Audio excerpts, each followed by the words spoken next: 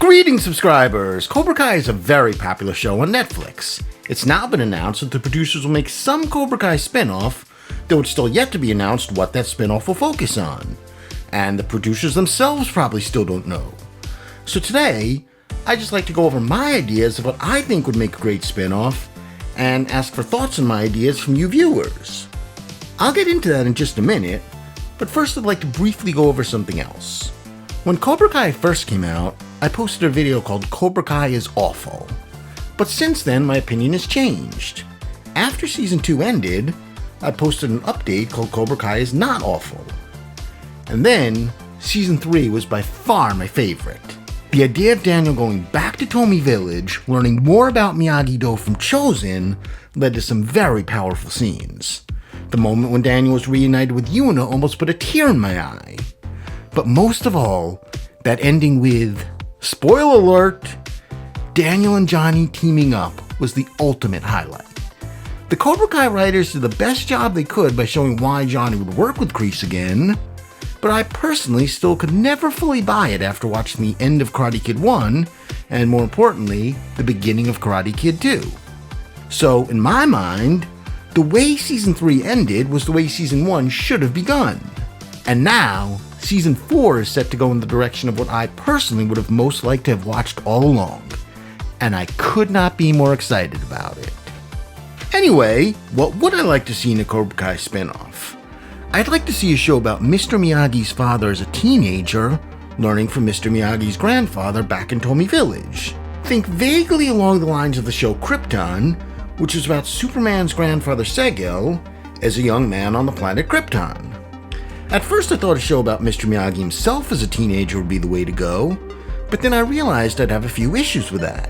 First off, Pat Morita was just so phenomenal in the role of Mr. Miyagi that I could never ask another actor to do the role. I realized that in film's history we've already seen some pretty iconic characters who I could never imagine another actor doing a convincing job of playing in a prequel, and then yet another actor has come along and proved me wrong. But for me, Mr. Miyagi is just so special that I could never want to see another actor play him. But the bigger reason is that the storyline of Mr. Miyagi himself would be too limited. From the story of Karate Kid 2, we already know that he left Okinawa at age 18 and never came back until the events of Karate Kid 2. So let's say you start the show about Mr. Miyagi at age 15. No matter how much of a smash hit the show potentially is, you can't hope for it to last more than 3 seasons without completely changing all the supporting characters and entire setting. But if you write the show about Miyagi's father as a teenager, you have so much more freedom and control. And I do think you'd want the show to be about a teenager, not a 5-year-old being taught by his father. And we already know, for generations Miyagi-Do was only taught from father to son. The rule was never broken until Miyagi asked his father to make an exception and train Sato. My gut tells me the story of father teaching son was pretty much the same for generation after generation, up until Mr. Miyagi left Okinawa. So we can figure that seeing the story of Miyagi's father as a teenager would have a lot of similarities to Miyagi himself as a teenager. This would just give more freedom to the writers. We'd still see a Miyagi being taught in the original Miyagi-Do dojo. We'd probably see a lot more about the art of taking care of bonsai trees. But also, the freedom for the writers to go in directions which we fans can't even think of. We all know how much Miyagi loved his father. Remember the scene in the first movie when Miyagi says he learned the crane kick from his father, and Daniel replies, "You must have had some father, man." And Miyagi says, "Oh yes." Or the scenes in the second movie when Miyagi was with his dying father. I'd like to see a whole show which really teaches us who the character of Miyagi's father was, when he was younger, in a way that adds something to these scenes the next time we watch them in the movies. And also, such a show would be a challenge for the Cobra Kai writers to go in somewhat of a different direction than what they've been doing and prove their range. These writers have obviously done a phenomenal job of taking Johnny Lawrence, who seemed like such a villain in the first movie, and showing that there's another side to his story. They also did as good a job as anyone can do of showing Kreese's side, even if I personally still don't buy it as justifying the things he did in the movies. But now I'd like to see the writers challenged to do the opposite. Take something that was always portrayed as an ultimate source of good, Miyagi-Do, and now give that good even more depth. And just note, looking at the scenes in Season 3 of Cobra Kai, when they find old notes from Yuki saying, "Put good out in the world and good will come back to you," I could fully buy that as the kind of line Miyagi would have said, even if it wasn't actually Miyagi who said it there. My point is, I have faith that these Cobra Kai writers could write about the roots of Miyagi-Do and not make it seem like it came from someone other than Robert Mark Kamen, the writer of all 3 movies. So that's my basic proposal of what I'd most like to see. I'm sure some people will come up with some responses why they doubt my ideas will be successful, and although I do look forward to reading your different comments and discussing them with you, for right now I'd like to address some issues that I'm guessing you might have. Language. This is one of the problems I've had with The Karate Kid Part 2. All through the first movie, it's clear that Mr. Miyagi speaks English as a second language, therefore I see it as a flaw when he returns to his hometown in the second movie and everybody there speaks English. I could understand why younger characters, like Chozen and Kumiko, might speak English to each other, and I understand why older generations would need to learn some English. Because in 1945, a very large American military base was set up in Okinawa. I understand that. But when Mr. Miyagi is alone with older people, like Sato or Yuki, why would they be speaking English to each other if they all speak it as a second language? Anyway, given the estimated age of Miyagi's father, it's obvious that he grew up speaking Japanese. Part of what I'm getting at is, a show with all subtitles might not do as well with Americans and other English-speaking audiences. And I'll admit straightforward, I would not be as excited to watch a show with all subtitles. So what would I suggest the filmmakers do here? I'd go with what was done in a movie like Schindler's List. There, we know the characters are speaking Polish, German, and Yiddish, but we, the audience, hear English.